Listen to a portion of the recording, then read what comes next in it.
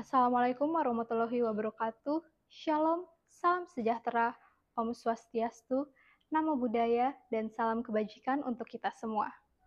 Perkenalkan, nama saya Devi Luciana dari SMK Negeri 27 Jakarta. Pada kesempatan kali ini, saya akan membawakan kisah kepahlawanan seorang Haji Umar Said Cokro Aminoto, sang guru bangsa dan lentera pergerakan nasional.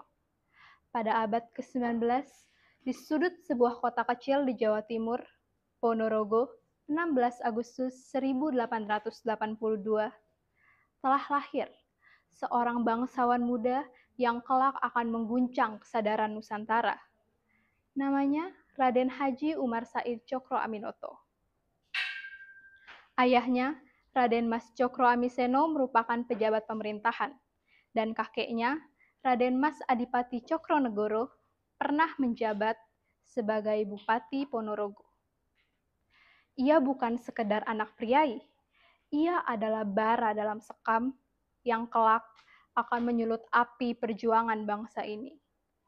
Meskipun dibesarkan dalam kemewahan, ia justru menyaksikan ketimpangan dan penderitaan rakyat.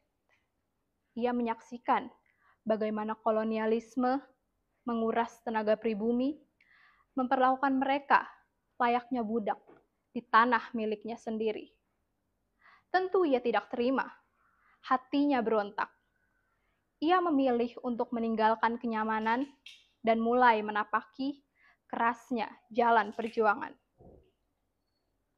Bangsa yang besar adalah bangsa yang mengenal dirinya, dan tugas kita adalah membangunkan mereka dari tidur panjang penjajahan, ucapnya suatu hari. Pada tahun 1912, ia bergabung dengan organisasi Sarekat Islam yang didirikan oleh Kyai Haji Samanhudi. Di tangan Cokro Aminoto, Sarekat Islam berubah total.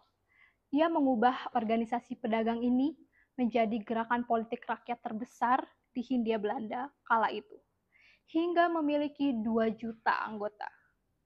Lewat pidato-pidato dan tulisannya yang tajam, ia bicara tentang kesetaraan, persaudaraan, dan Indonesia yang merdeka.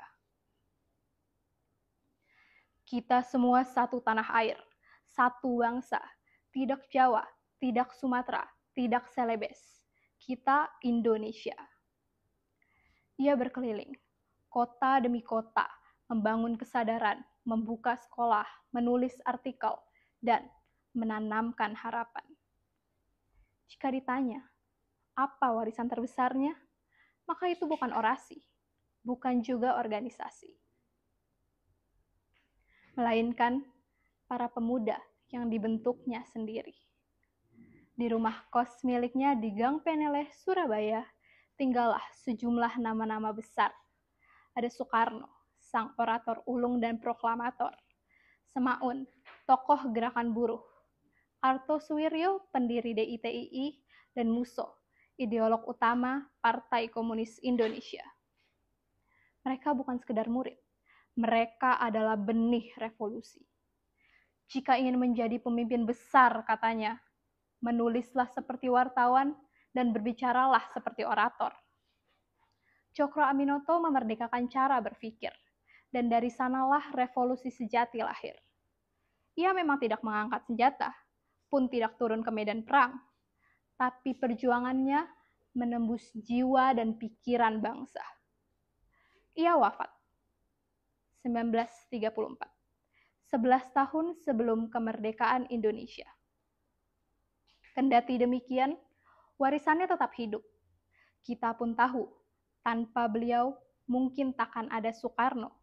Tanpa beliau mungkin bangsa ini takkan percaya bahwa merdeka itu mungkin. Kini namanya abadi, sebagai guru bangsa, sebagai cahaya dalam gelap, sebagai semangat yang tak pernah padam. Haji Umar Said Cokro Aminoto bukan sekedar nama. Ia adalah nyala api perjuangan yang akan terus hidup dalam dada generasi penerus bangsa. Karena bangsa ini lahir dari pikiran-pikiran yang berani. Dan Cokro Aminoto adalah salah satu yang menyalakannya pertama kali.